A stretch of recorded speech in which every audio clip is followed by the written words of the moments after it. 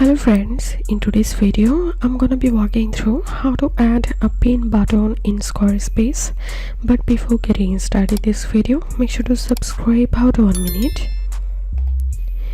In your home menu, click on marketing and scroll down, and we are gonna click on Pinterest save buttons and click on this drop down, and you can enable pin button for blog, or you can enable pin button for blogs, pages and products. So I'm going to select in this option, and here you can see the example of pin button, and from this two option you can change or edit your pin button. You can change pin button size, or you can change pin button shape.